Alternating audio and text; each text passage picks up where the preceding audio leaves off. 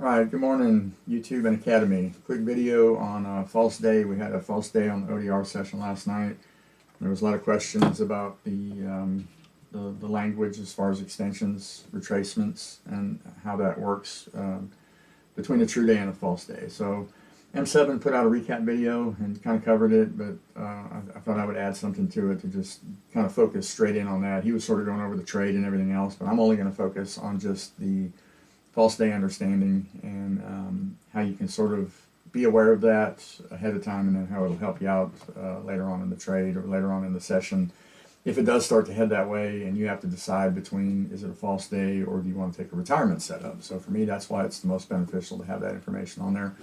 Some people say, why do you figure a false day if it's, the odds are so good that it's a true day? Well, that is true, but to me, 15–20% false is still, a 1 out of 5 or 6 chance. So, and it doesn't cost me anything to go ahead and put that information on the chart.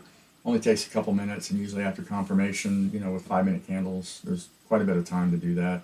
And I start out with my stuff already in template form down here, so all I have to do is move it into the locations after I calculate from the DR lens information. And I'm showing the DR lens information. Someone said I shouldn't, but it's out there as a public video on M7's webpage where he explains it all. So maybe I misunderstood, but since it's already on YouTube, a pretty comprehensive video about it, I don't think anybody should mind if I just use it to try to explain, what I'm talking about. If so, I'll take it down if someone wants to let me know, or if M7 tells me. Other than that, though, like I said, I'm trying to be helpful. So I've got it set up for replay mode. We'll go ahead and get it started.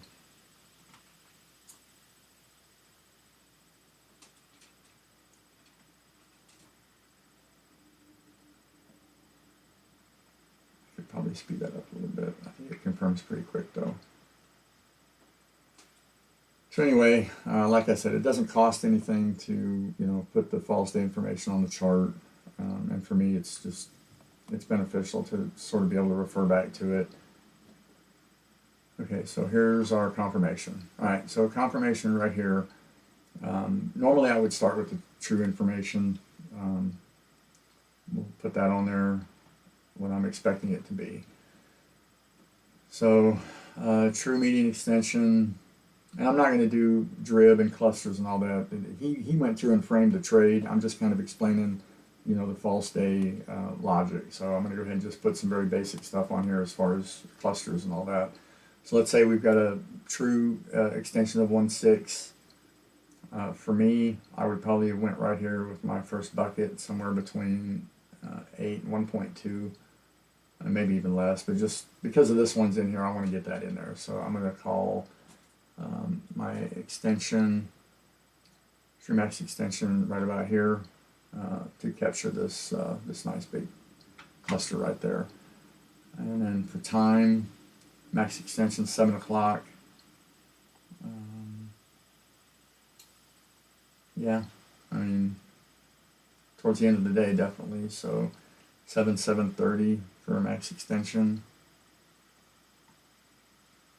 Let's call it 7:30. So that's sort of what my target would be, looking for the true max extension. True max retracement is 0.4.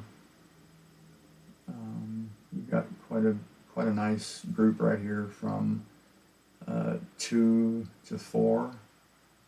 So pull that down here. Line this up with 2 to 4 approximately. And then get time for max retracement. It's either going to be early or it's going to be late. So I would look for 4:30 or so for retracement.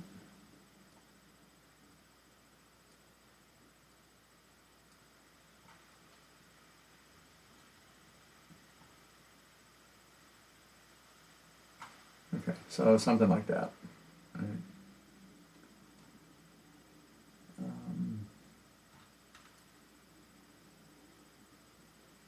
Yep. All right. So then on the false day, false max extension. So something to think about is you're always going to have a lot more, a bigger extension for a true day and a bigger retracement for a false day. Extension is always going to be in the direction of confirmation, true or false day. You don't know if it's a false day until it comes down here, but you need to know how far it's going to extend on that false day, because the difference is pretty substantial.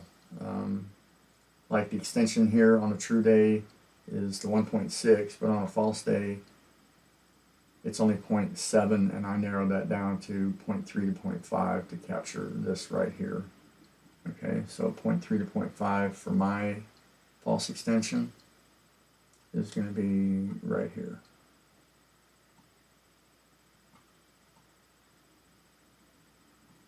Okay.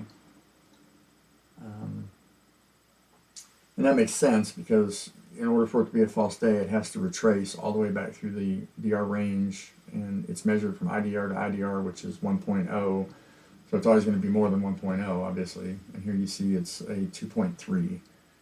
So you would subtract, when you get to the retracement, let me finish the extension first. So extension time, max extension time is going to be, again, pretty early. What's this one right here? It's like 4:15.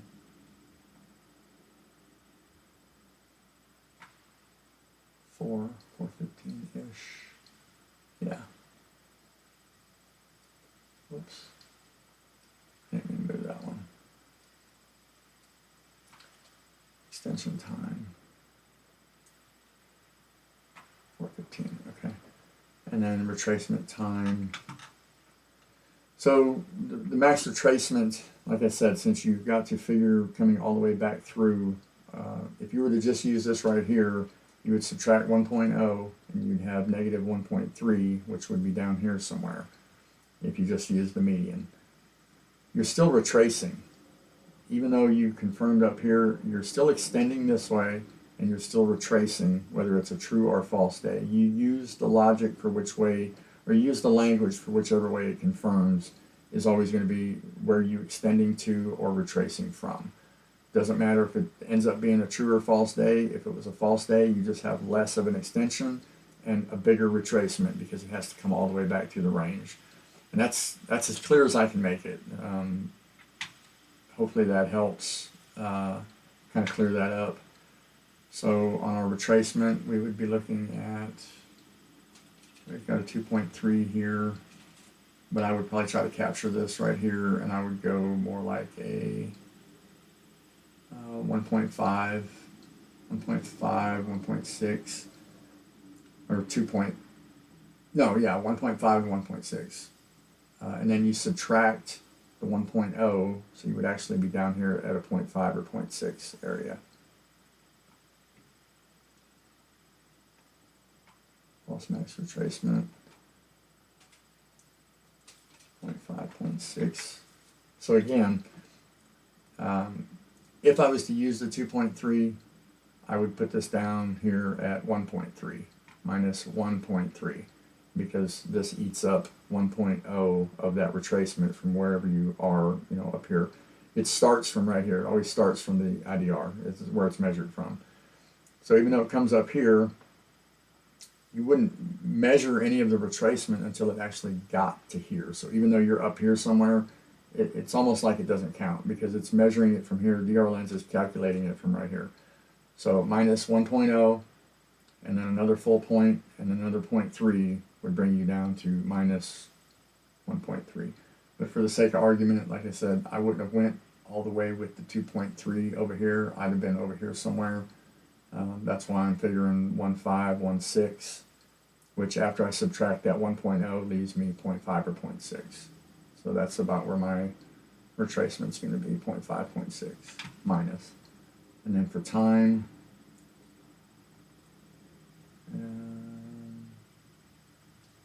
kind of got a gap here. Your first bucket, I guess, would be 6:30, 6:45 area. And then after that, 7:15, 7:30.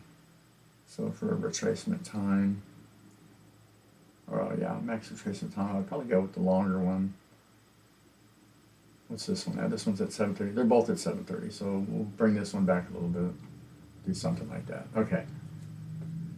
So that's kind of what it would look like, within a couple candles of it confirming. and then continue to play, and we look at how we would then interpret the information.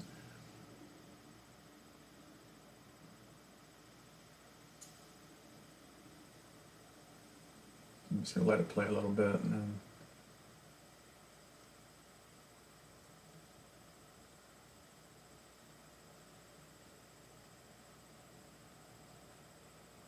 all right. So having the false data on the chart already gives me a good idea that this could be a false day. Nowhere near my extension here, and granted there's more time, but I've come a lot deeper than I thought I would on my max retracement, and my time is also not looking good for that. I've retraced down here, but looking up here, this is a lot closer than this is. So I would just keep that in mind, because as I get down here, you know, we all have that, you know, the question we have to ask ourselves is how much do we want to risk on the retirement setup? So if, you know, if false information is, you know, closer to this, or it doesn't show this close, I'm more inclined to risk more on the retirement setup. But as it is right here, I'm not risking more than a point. I'm just not. I'm going to wait till it gets down here. I'm going to put 2 or 3 ticks under the DR. It's almost going to have to kiss the DR. I'm going to give it 2 or 3 ticks, and then that's it. Because I see that false max extension area and time is pretty close. So that's in the back of my mind. So then we play it forward. And right in here, okay, what do we do? Right? I know in normal mode it plays through a lot slower, you know, where you could have calculated this better. But from right here, 2275, there's my 3 ticks. There's a full point under. I probably still would have got stopped out if I even took it. There's a good chance I wouldn't have even took it because I'm looking at false day. I might have waited, you know, for it to bounce and maybe get some displacement, market structure shift or something, and then catch it coming back up. But I don't think I would have just, you know, willy-nilly threw a trade in there knowing that there's a good chance it's false data. So it plays out.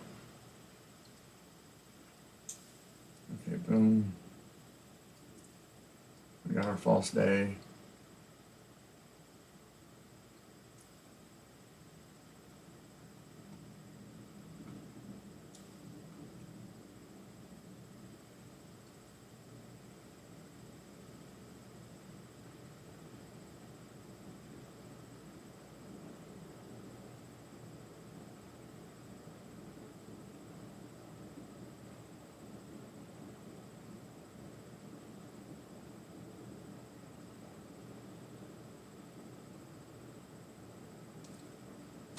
So retracement time and location, you know, for the false day worked out pretty well. So knowing that up here, as soon as this, you know, went false, I'd have been in my trade with this is my target, this is my time, and I could have caught something, you know, fairly nice, probably off of the retest of the IDR, DR, or something in here. Since it already confirmed false, I would have gave it a little bit more room right here because I know it's most likely coming down here. But anyway, most of the questions last night were about the extension language and the retracement language, so I hope that helps. An extension is always going to be the direction of your first confirmation, whether it's this way or this way. Retracement is always going to be the opposite of your confirmation. It doesn't matter if it's a true or a false day. And having that information on the chart ahead of time, like I said, it just gives you that ability to make a quick decision down here to know whether or not, if you don't have that up here and you're just looking for it to go here, you can kind of see that true was, you know, there was a retracement around that time, but you aren't able to see that you were right on the money almost for a false day. So if you have to pick which one is more likely, I would have went with the false day a lot earlier because this information was already on the chart. So that's about it. Hopefully that helps. Like I said, M7 put out a good recap video, and he definitely touched on false day stuff, but since I saw so many questions afterwards, I thought it wouldn't be a bad idea to go through and try and clarify it. So Y'all have a great day. Bye.